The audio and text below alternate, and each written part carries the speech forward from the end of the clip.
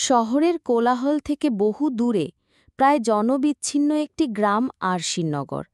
গ্রামের বুক চিরে বয়ে গেছে কালদহ নদী।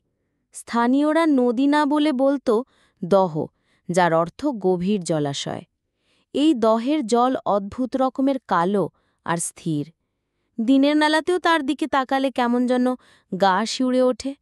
কথিত আছে এই দহের তলায় হারিয়ে গেছে বহু প্রাণ, বহু না বলা কাহিনী। আর এই কালদহের ওপর দিয়েই চলে গ্রামের একমাত্র যোগাযোগের মাধ্যম খেয়া নৌকো। দিনের বেলা মাঝিরা যাত্রী পারাপার করলেও সূর্যাস্তের পর কেউই এ মুখ হতে সাহস পায় না। বিশেষ করে অমাবস্যার রাতে শেষ খেয়ার কথা শুনলে গ্রামের সবচেয়ে সাহসী লোকটারও বুকের রক্ত হিম হয়ে যায়। ডাক্তার অর্ক প্রায় 10 বছর পর তার গ্রামের বাড়ি ফিরছিল।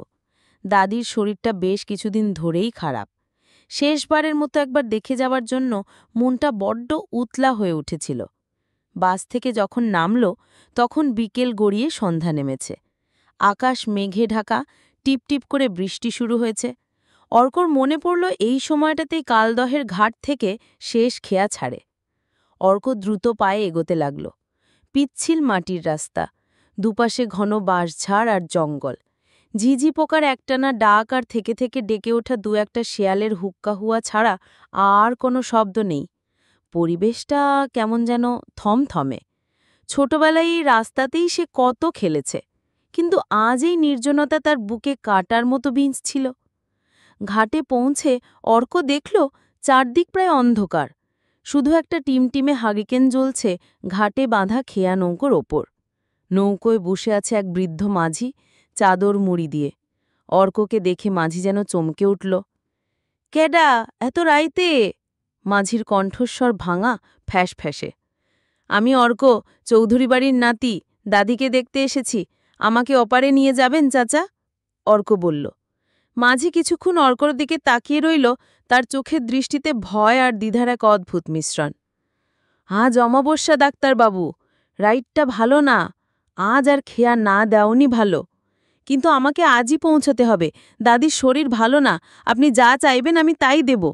অর্ক মরিয়া হয়ে বলল। বৃদ্ধ মাঝি একটা দীর্ঘশ্বাস ফেলে বলল, "ট্যাকার লোভ করি না বাবু, জানের মায়া বড় মায়া। ঠিক আছে, ওঠেন, কপালে যা আছে তাই হইব।" অর্ক নৌকোয় উঠে বসল। নৌকোটা ছাড়তেই চারপাশের নিঃশব্দতে যেন আরও চেপে বসল। হারিকেনের আলোয় দহের কালো জল চিকচিক করছিল, যেন তরল অন্ধকার। নৌকো দহের মাঝামাঝি আসতে বৃষ্টিটা জোরে নামল, সাথে ঠান্ডা হাওয়া। অর্ক চাদরটা গায়ে ভালো করে জড়িয়ে নিল। মাঝি নিঃশব্দে বৈঠা বেয়ে চলেছে। হঠাৎ অর্কর নাকে একটা অদ্ভুত মিষ্টি গন্ধ ভেসে এলো। ভেজা মাটির গন্ধের সাথে মেশানো বেলি ফুলের তীব্র সুবাস। এই নির্জন দহের মাঝে বেলি ফুলের গন্ধ! অর্ক অবাক হল। সে মাঝিকে জিজ্ঞেস করতে যাবে এমন সময় দেখল নৌকোর অন্য প্রান্তে আবছা অন্ধকারে কে যেন বসে আছে। একজন মহিলা, পরনের লাল রঙের শাড়ি, মাথা ঘোমটায় ঢাকা। অর্ক চমকে উঠল। সে তো নৌকায় ওঠার সময় আর কাউকে দেখেনি। তাহলে এই মহিলা এলো কোথায়? "চাচা, ইনি কে?" অর্ক ফিসফিস করে জিজ্ঞেস করল।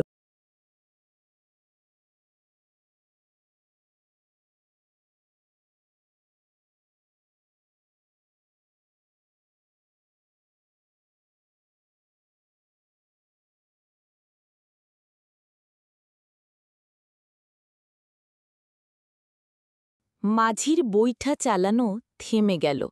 সে একবারও পেছন ফিরে তাকাল না, শুধু কাঁপা কাঁপা গলায় বলল, "চুপ কইরা বসা থাকেন ডাক্তারবাবু, কোনো সারা শব্দ কইরেন না।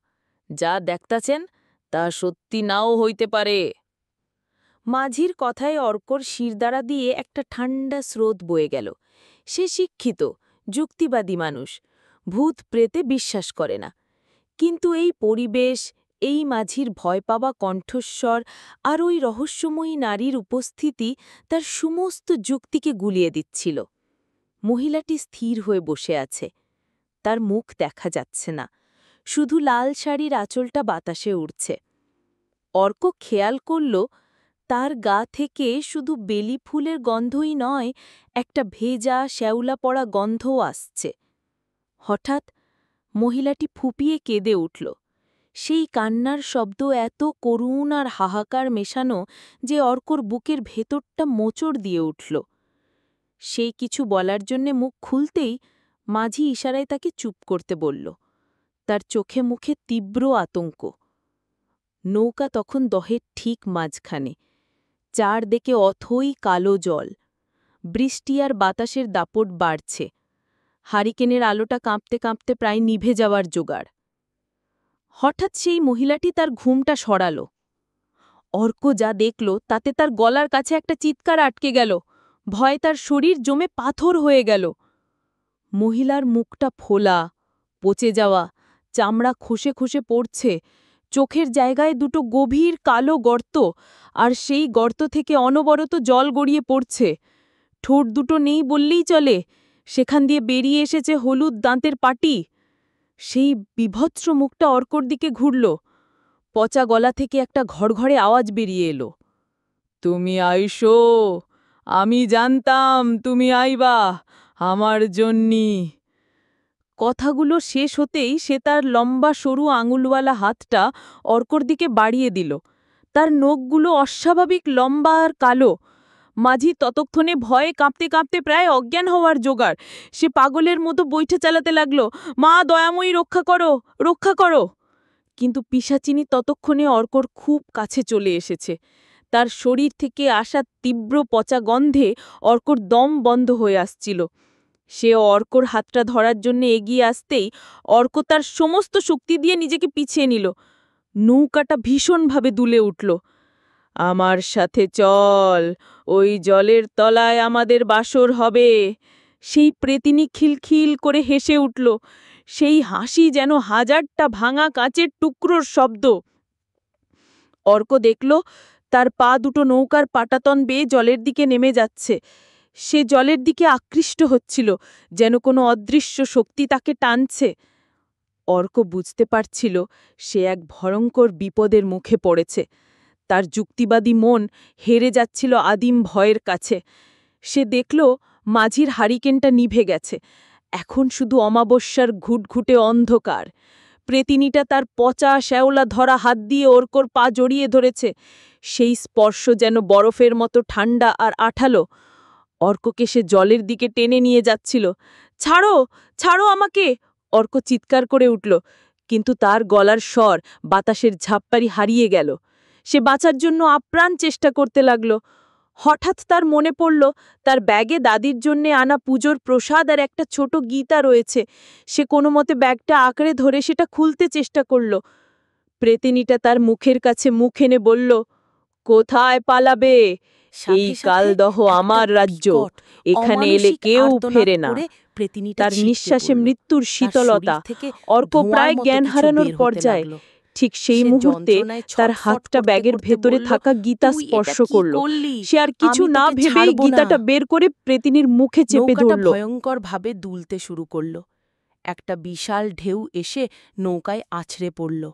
অর্ক আর মাঝি দুজনেই ছিটকে পড়ল কালদহের হিমশীতল কালো জলে। জ্ঞান ফিরল যখন, অর্ক দেখল সে গ্রামের ঘাটের কাছে কাদামাটির ওপর পড়ে আছে। ভোরের আলো ফুটছে, তার সারা শরীর থরথর করে কাঁপছে, জ্বরে গা পুড়ে যাচ্ছে। গ্রামের কয়েকজন লোক তাকে ঘিরে ধরেছে। ডাক্তারবাবু, আপনি এইখানে? কি হইছে আপনার? অর্ক ভাঙা ভাঙা গলায় রাতের ঘটনাটা বলার চেষ্টা করল। নৌকার কথা, বুড়ো মাঝির কথা, আর সেই ভয়ঙ্কর মহিলার কথা। সব শুনে গ্রামের সবচেয়ে বয়স্ক লোকটা একটা দীর্ঘশ্বাস ফেলে বলল, সর্বনাশ, আপনি কার সাথে কালদহে নামছিলেন? রহমত মাঝি তো গত রাইতে ঝড়ের আগে আগেই খেয়া বন্ধ কইরা দিছিল। আর সে তো আজ 10 বছর ধইরা পক্ষাঘাতে বিছানায় পইরা আছে। সে হাঁটতেই পারে না, খেয়া চালাইবে কি কইরা? অর্কর পায়ের তলার মাটি সরে গেল। তাহলে সে কার সাথে নৌকায় উঠেছিল? কে ছিল সেই মাঝি? লোকটা বলতে লাগল, আর আপনি যে মহিলার কথা কইতাছেন, সে হইল মধুবালা। বহু বছর আগে এই অমাবস্যার রাতেই তার বিয়ে হচ্ছিল। বরযাত্রীর নৌকা এই কালদহের মাঝে ডুবে যায়। বরের লাশ পাওয়া গেল, নতুন বউ মধুবালার লাশ আর পাওয়া যায়নি। লোকে বলে প্রতি অমাবস্যার রাতে সে তার বরের জন্য শেষ খেয়ায় অপেক্ষা করে। ভুল করে যে তার নৌকায় ওঠে তাকেই সে নিজের বর ভেবে জলের তরায় নিয়ে যায়। গ্রামবাসীরা পরে দহের জলে অনেক খোঁজাখুঁজি করেছিল, কিন্তু কোনো নৌকার চিহ্ন মাত্র পায়নি, যেন কোনো নৌকাই ছিল না সেখানে। অর্ক সেই যাত্রায় প্রাণে বেঁচে গিয়েছিল, কিন্তু তার জীবনের স্বাভাবিক ছন্দটা চিরদিনের জন্য হারিয়ে গিয়েছিল। সে আর কোনো দিনও গ্রামের বাড়িতে ফেরেনি। শহরের সবচেয়ে বড় ডাক্তার হয়েও সে বাকি জীবনটা কাটিয়েছিল এক অব্যাখ্যেয় ভয়কে সঙ্গী করে। রাতের অন্ধকারে একা থাকলেই তার নাকে ভেসে আসত ভেজা মাটির সাথে মেশানো বেলি ফুলের গন্ধ, আর কানে বাজত সেই অশরীরী কান্না, তুমি আইসো, আমি জানতাম তুমি আইবা। আর কালদহের ওপারে আশ্বিননগরের মানুষ আজও অমাবস্যার রাতে কান পাতলে শুনতে পায় এক বৃদ্ধ মাঝির বৈঠা চালানোর শব্দ আর এক নতুন বউয়ের করুণ কান্না, যা শেষ খেয়ার অপেক্ষায় রাতের পর রাত ধরে ভেসে বেড়ায়। গল্পটি ভালো লাগলে চ্যানেলটি সাবস্ক্রাইব করবেন।